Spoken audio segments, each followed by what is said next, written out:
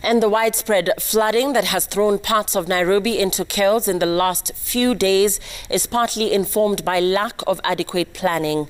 Nairobi, Kenya's capital, is using a master plan crafted in the 1970s, despite an increase of more than double the people dwelling in the capital.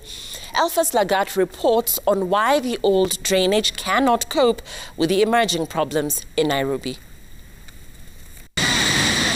The heavy downpour witnessed across the country in recent days has yet again exposed the problems that bedeviled the country's capital. This was bound to happen at some point. Some of us that have been concerned about Nairobi City and other major cities for some time have been doing the clarion call of we need to make peace with nature for a long time. Nairobi's master plan, adopted in the 70s, is still in use more than 4 decades on. With exponential population growth estimated at 500,000 people settling in Nairobi every year, demand for accommodation has seen a sharp increase in high-rise apartments to accommodate the population. Consequently, the strain on facilities, particularly sewerage and drainage facilities, is a leading contributing factor to the floods witnessed all over Nairobi. The infrastructure system was to manage ground plus 3, ground plus 4 floors. But that infrastructure system is being made to manage 18 floors, 12 floors, and there are so many developments that have come up since the year 2010 when real estate was booming. Now, this is what's happening. Buildings collect water, and buildings collect a lot of water when they're constructed. You must deal with that water.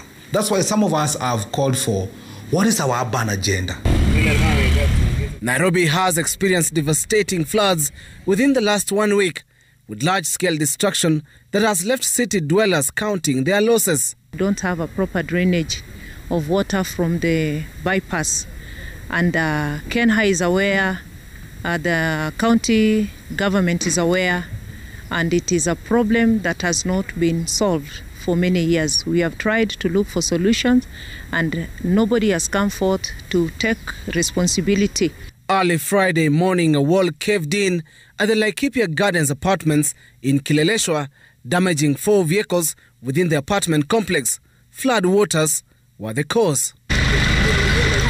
Authorities are accused of failing to adapt with the fast growth in population and corresponding growth in the real estate sector. Rampant grafting approvals in the construction sector, players lament, has further derailed hopes of proper planning in line with changes evident in the city.